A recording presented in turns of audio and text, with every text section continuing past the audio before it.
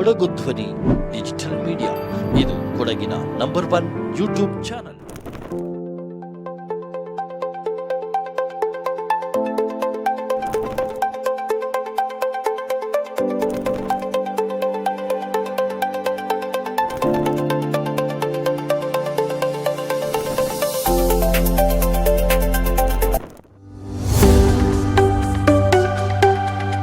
ಅಂತ ಈ ಒಂದು ಸಂಘ ನಾವು ಸ್ಟಾರ್ಟ್ ಮಾಡಬೇಕು ಅಂತ ಹಲವಾರು ವರ್ಷದಿಂದ ಯೋಚನೆಯನ್ನು ಮಾಡ್ತಾ ಇದ್ದೆ.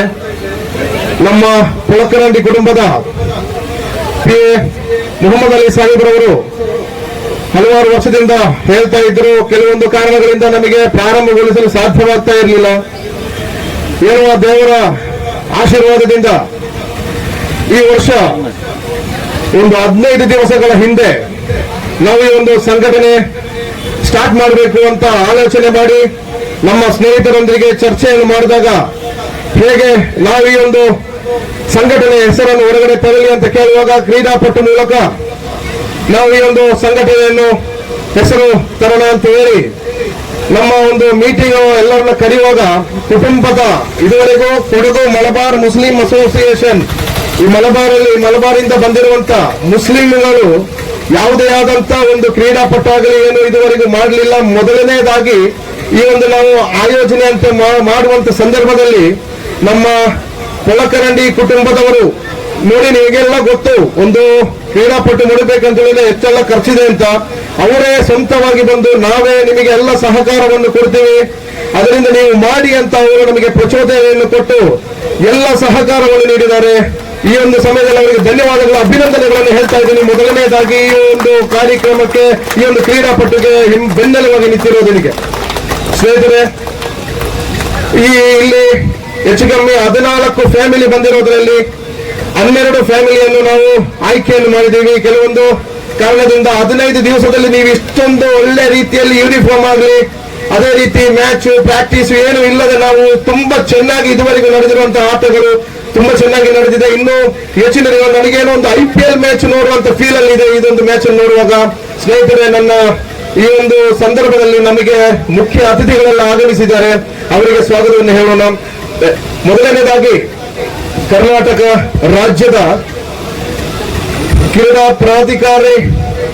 ಪ್ರಾಧಿಕಾರದ ಉಪಾಧ್ಯಕ್ಷರಾಗಿರತಕ್ಕಂಥ ನಮ್ಮ ನಿಮ್ಮೆಲ್ಲರ ನೆಚ್ಚಿನ ನಾಯಕರು, ಮಾಜಿ MLC, ಹಲವಾರು ಸಂಘ ಸಂಸ್ಥೆಗಳ ಅಧ್ಯಕ್ಷತೆಯನ್ನು ವಹಿಸ್ತಾ ಇರತಕ್ಕಂಥ ಚಪ್ಪುಡಿರ ಶ್ರೀಮಾನ್ ಅರುಣ್ ಮಾಚೆ ಸರ್ ಅವರಿಗೆ ತುಂಬ ಹೃದಯದ ಸ್ವಾಗತವನ್ನು ಹೇಳ್ತಾ ಇದ್ದೀನಿ. ಎಲ್ಲಾ ಸಹಕಾರವನ್ನು ನೀಡಿರುವಂತ ಪುಳಕರಂಡಿ ಕುಟುಂಬದ ಶ್ರೀಮಾನ್ ಮುಸ್ತಫಾ ಸಾಹಿಬ್ರವರಿಗೂ ತುಂಬ ಹೃದಯದ ಸ್ವಾಗತವನ್ನು ಹೇಳ್ತಾ ಇದ್ದೀನಿ. ಅದೇ ರೀತಿ ನಮ್ಮ ಪ್ರತಿಯೊಂದು ವಿಚಾರಕ್ಕೂ ಅವರ ಹತ್ರ ಹೋದಾಗ ಇವರಿಬ್ಬರು ಸಹೋದರರು ಇದುವರೆಗೂ ನಮ್ಮ ಮನ ತುಂಬಿ ಮಾತ್ರ ಕಳಿಸಿರೋದು, ಯಾವುದೇ ಕಾರಣಕ್ಕೂ ಅವರು ಇಲ್ಲ ಅಂತ ಹೇಳಲಿಲ್ಲ. ಅದೇ ಪುಳಕರಂಡಿ ಕುಟುಂಬದ ಮತ್ತೋರ್ವರು ದಾನಿಗಳು ಆಗಿರುವತಕ್ಕಂಥ ಶ್ರೀಮಾನ್ ಉಮ್ಮರ್ ಸರ್ ಅವರನ್ನು ನಾನು ಸ್ವಾಗತವನ್ನು ಹೇಳ್ತಾ ಇದ್ದೀನಿ. ಅದೇ ರೀತಿ ನಮ್ಮ ಈ ಒಂದು ಕ್ರೀಡಾಪಟ್ಟಿನ ಗೌರವಾಧ್ಯಕ್ಷರಾಗಿರುವತಕ್ಕಂಥ ಪುಳಕರಂಡಿ ಕುಟುಂಬದ ಅಜೀಜ್ ಸಾಹಿಬ್ ಅವರಿಗೂ ತುಂಬ ಸ್ವಾಗತವನ್ನು ಹೇಳ್ತಾ ಇದ್ದೀನಿ. ಅದೇ ರೀತಿ ನಮ್ಮ ಮುಸ್ಲಿಂ ಫ್ಯಾಮಿಲಿಯ MMD ಅಲ್ಲೇ ಒಳ್ಳೆ ಆಟಗಾರರು, ಹೆಸರಾಂತವರು, ಅವರಿಗೂ ಸಹ ನಮ್ಮ ಅಬೂಟಿಕ ಅವರಿಗೂ ಸಹ ಸಂಪೂರ್ಣ ಸ್ವಾಗತವನ್ನು ಹೇಳ್ತಾ ಇದ್ದೀನಿ.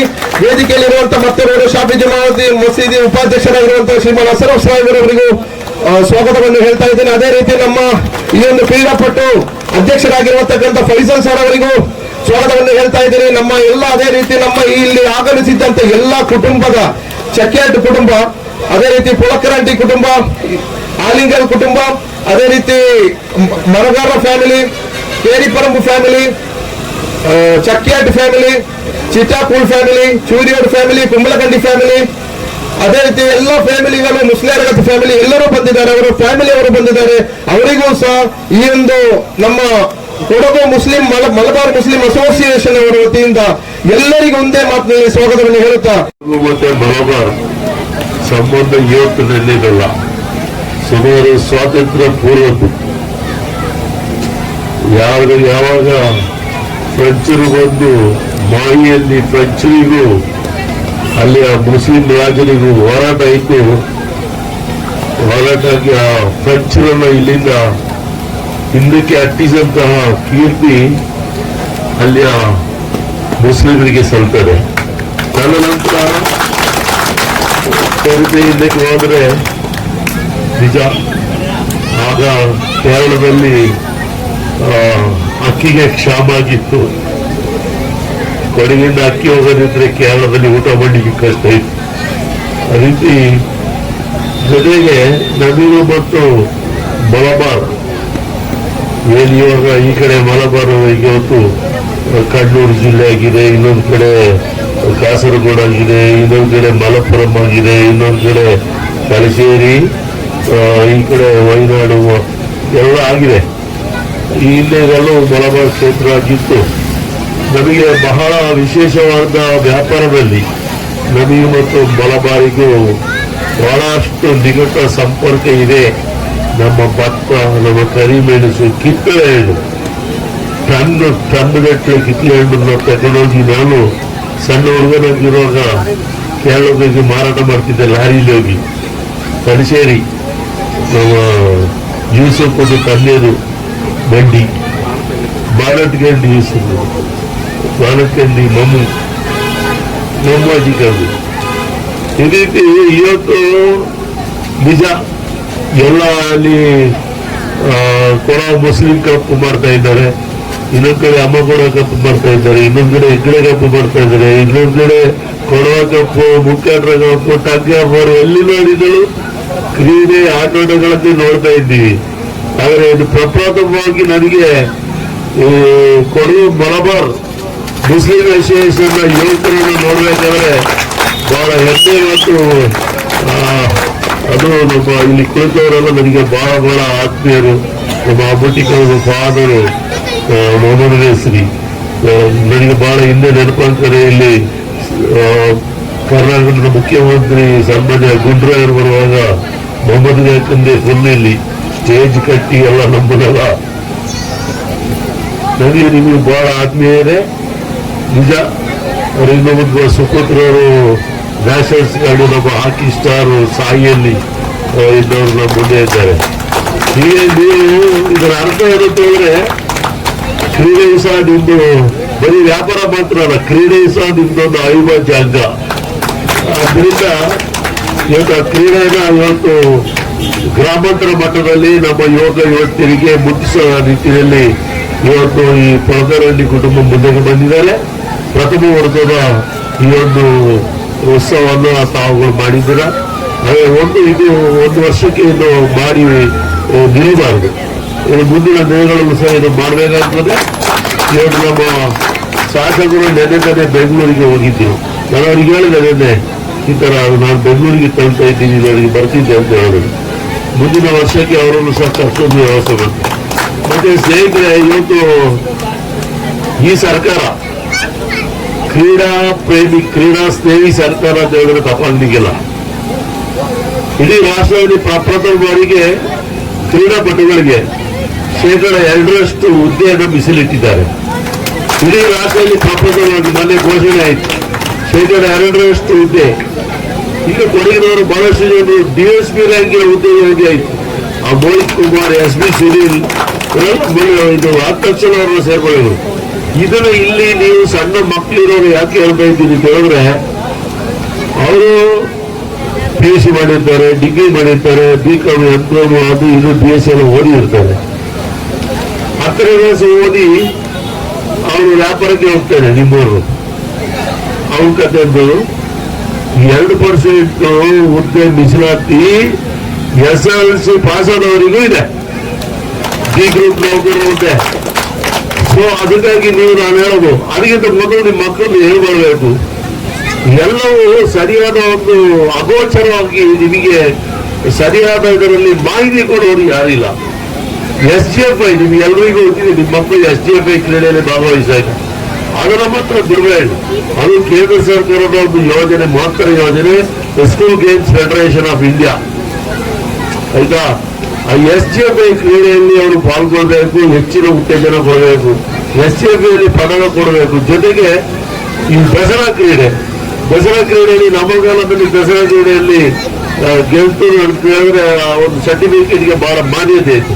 ಇವತ್ತು ದಸರಾ ಕ್ರೀಡೆ ಹೋಗಿ ಕ್ರೀಡಾ ಉತ್ಸವ ಮಾಡಿಬಿಟ್ಟಿದ್ದಾರೆ.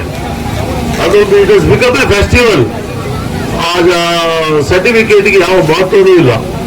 ಅದಕ್ಕಾಗಿ ಈಗ ಮುಖ್ಯಮಂತ್ರಿಗಳೊಟ್ಟಿಗೆ ಬಂದಿದ್ದೇನೆ, ನನ್ನ ಅಧ್ಯಕ್ಷರು ಮುಖ್ಯಮಂತ್ರಿಗಳೇ, ಅವರಲ್ಲಿ ಮಾತಾಡ್ತಾ ನಾನು ಮಾತಾಡುತ್ತಾ ಹೇಳಿದೆ, ಈ ದಸರಾ ಹಬ್ಬದ ಏನು ಕ್ರೀಡೆ ನಡೆಸ್ತೀವಿ ಹಬ್ಬ ತರ ಆಚರಣೆ ಮಾಡಬಹುದು, ಅದು ಕ್ರೀಡೆ ತರನೇ ಆಗಬೇಕು. ಈ ಹಿಂದೆ ಹೇಗೆ ರೀತಿ ದಸರಾ ಕ್ರೀಡಾ ಪರಿಷತ್ ಇದ್ದು ಅದರ ಅಧೀನದಲ್ಲಿ ಕ್ರೀಡೆ ಮಾಡಬೇಕು. ಆಗ ಯಾರು SLC ಪಾಸ್ ಆಗಿ ಹೋಗ್ತಾರೆ, ಇಲ್ಲಿ ಶಾಲೆನೇ ಬಿಟ್ಟು ಬಿಡ್ತಾರೆ, ಡಿ ಗ್ರೂಪ್ ಹುದ್ದೆಗೆ ಎಲ್ಲೆಲ್ಲಿ ಸಹ 2% ಮೀಸಲಾತಿ ಅವರಿಗೂ ಸಿಗ್ತಾರೆ. ಅದರಿಂದ ಈ ಬಾರಿಯ ದಸರಾ ಕ್ರೀಡೆಯನ್ನ ಅದಕ್ಕೆ ಹೆಚ್ಚಿನ ಶಕ್ತಿನ ಕೊಟ್ಟು ಅದರಲ್ಲಿ ಸಿಗುವಂತಹ ಚಿನ್ನ, ಬೆಳ್ಳಿ ಮತ್ತು ಕಂಚಿನ ಪದಕ ವಿಜೇತರಿಗೆ ನೌಕರಿಯಲ್ಲಿ ಅವರಿಗೆ ಒಂದು ಆಸ್ಪದ ಕೊಡುವಂತ ವ್ಯವಸ್ಥೆಯನ್ನ ಮಾಡಲಿಕ್ಕೆ ಈ ಸರ್ಕಾರ ಹೊರಟಿದ್ದಾರೆ. ಅದಕ್ಕೆ ನಮ್ಮ ಶಾಸಕರ ಸಹಕಾರವನ್ನು ಸಹ ಕೇಳಿದ್ದೀವಿ. ಸದ್ಯದಲ್ಲಿ ಇದರ ಬಗ್ಗೆ ನಾನು ಮತ್ತೆ ಮಾನ್ಯ ಪೊನ್ನಣ್ಣವರು ಮುಖ್ಯಮಂತ್ರಿಗಳನ್ನ ಭೇಟಿ ಮಾಡಿದ್ರ ಬಗ್ಗೆ ಅವರ ಗಮನವನ್ನು ಸೆಳೆತೀವಿ ಅಂತ ಹೇಳೋ ಮಾತನ್ನ ಹೇಳುತ್ತಾ, ಮತ್ತೆ ಕ್ರೀಡೆಗೆ ಸುಮಾರು 60 ಮಕ್ಕಳನ್ನ ನಾವು ಗುರುತಿಸಿದ್ದೀವಿ ಈಗಾಗಲೇ.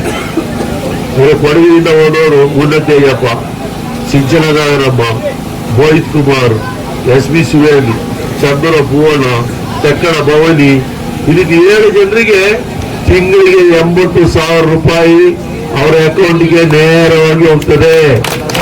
ಇವರು 60 ಜನರನ್ನ ಗುರುತಿಸಿದ್ದೀವಿ.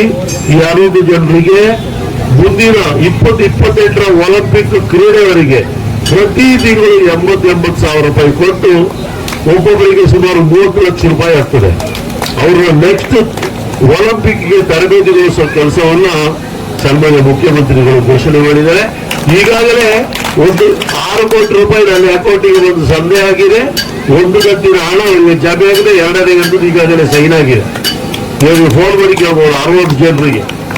ಅದಕ್ಕಾಗಿ ನಾನು ಹೇಳಿದೆ, ಈ ಒಂದು ಸರ್ಕಾರ, ಈ ಮುಖ್ಯಮಂತ್ರಿಗಳು ಕ್ರೀಡಾ ಪ್ರೇಮಿ, ಕ್ರೀಡಾ ಸ್ನೇಹಿ ಸರ್ಕಾರ ಅಂತೇಳಿ. ಜೊತೆಗೆ ಒಲಿಂಪಿಕ್ ಅಲ್ಲಿ ಪದಕ ಗೆದ್ರೆ ಚಿನ್ನಕ್ಕೆ 6 ಕೋಟಿ ಬಹುಮಾನ, ಬೆಳ್ಳಿಗೆ 4 ಕೋಟಿ ಬಹುಮಾನ, ಕಂಚಿಗೆ 2 ಕೋಟಿ ಬಹುಮಾನ ಈಗಲೇ ಘೋಷಣೆ ಮಾಡಿದ್ದಾರೆ. ಅದರಿಂದ ಬಹುತೇಕ ಇನ್ನು 10 ಕಾರ್ಯಕ್ರಮಗಳನ್ನ ಈಗ ನಾವು ಮಾಡಿದ್ದೀವಿ. ಕೊಡಗಿಗೆ ಸುಮಾರು 32 ಕೋಟಿ ರೂಪಾಯಿಗಳ ಕಾಮಗಾರಿಗಳು ಮಂಜೂರಾಗಿ ಬಂದಿರ್ತದೆ. ಮಂಜೂರಾಗಿದ್ದು ನಾನು ಹೇಳುದು, ಮಂಜೂರಾಗಲಿಕ್ಕೆ ನಾನು ಪ್ರಸ್ತಾವನೆ ಗಳಿಸಿದ್ರು ಹೇಳ್ತಾ ಇಲ್ಲ. ಇದಕ್ಕೆ 2 ಶಾಸಕರು ಸಹ ನನ್ನೊಟ್ಟಿಗೆ ಸ್ಪಂದಿಸುತ್ತಿದ್ದಾರೆ. ಕೆಲವು ಮಾತನ್ನ ಹೇಳ್ತಾ, ಇದು ಬಹಳ ಮಾತಾಡ್ಲಿಕ್ಕೆ ಇದು ಸಮಯ ಅಲ್ಲ. ಇದೊಂದು ದಿವಸ ನಾವು ಜೊತೆ ಸೇರುವಾಗ ಮಾತಾಡೋ. ಮೂರ್ತಿ ಚಿಕ್ಕದಾದರೂ ಕೀರ್ತಿ ದೊಡ್ಡದು ಎನ್ನುವಂತಹ ಗಾದಿಯ ಮಾತಿಗೆ ವಹಿಸುವಂತಹ ತೀರ್ಪುಗಾರ, ಪ್ರತಿಭಾನ್ವಿತ ಕ್ರೀಡಾಪಟು, ಆಲ್ರೌಂಡರ್ ಕ್ರಿಕೆಟ್ ಆಟಗಾರ ಎಲ್ಲರಿಗೂ ಧನ್ಯವಾದಗಳನ್ನು ಹೇಳುತ್ತಾ, ನಮ್ಮ ಈ ಒಂದು ಆಯೋಜಕತ್ವದಲ್ಲಿ ನಡೀತಾ ಇರುವ KMM ಒಳ್ಳೆ ಶಿಸ್ತಿನ 12 ಕುಟುಂಬದ ನಡುವೆ ನಡೀತಾ ಇದೆ. ಎಲ್ಲ ತಂಡಗಳು ಒಳ್ಳೆ ಶಿಸ್ತಿನಿಂದ ಆಡ್ತಾ ಇದೆ. ಹಾಗೆಯೇ ಇದಕ್ಕೆ ಸಹಕರಿಸಿದ ಸ್ಪಾನ್ಸರ್ಸ್ ಹಾಗೂ ಈ ಮೊದಲ ಆಯೋಜಕರಾಗಿ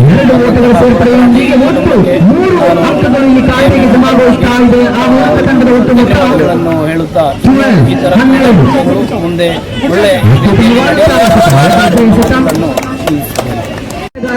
ನಮಸ್ಕಾರ. ನಾನು P. ಅಜೀಜ್, KMM ಅಧ್ಯಕ್ಷರು. ನಮ್ಮ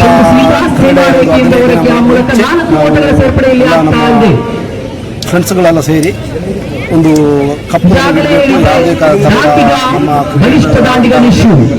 ಕ್ರೀಡೆ ಇಲ್ಲ, ಅದರಿಂದ ನಾವು ಒಂದು ಹಬ್ಬವನ್ನು ಮಾಡಬೇಕು ಎನ್ನುವಾಗ ನಾವು ನಮ್ಮ ಸ್ನೇಹಿತರೆಲ್ಲ ಸೇರಿ ಕೂತು ಕ್ರೀಡೆ ಮಾಡಿ, ಅದರಿಂದ ನಾನು ನಮ್ಮ ಅಣ್ಣನಿಗೂ ತಮ್ಮಂದಿರು ನಮ್ಮ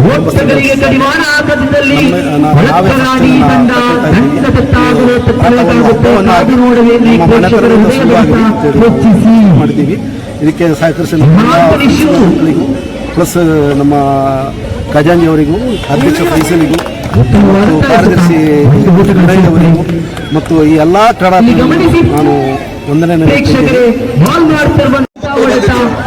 ನಾನು ಮುಸ್ತಫಾ, ನಮ್ಮ ಮಕ್ಕಳು ಮಾತ್ರ ಸೀಮಿತ ಕಂಡುಕೊಂಡ ನಿಹಾಲ್ ಅನ್ನುವಂಥ ಆಟಗಾರ ಖುಷಿ ಆಯ್ತು. ಇದಾಗಲೇ ನಾನು ತಿಳಿಸಿದಂತೆ ಆತ್ಮೀಯ ಸ್ನೇಹಿತರಾದಂತಹ ಮೊಹಮ್ಮದ್ ಅಲಿಯ ಪುತ್ರ ಹೋಗ್ಲಿ ದೇವರ ದಯದಿಂದ ಎಲ್ಲರಿಗೂ ಒಳ್ಳೆಯದಾಗಲಿ.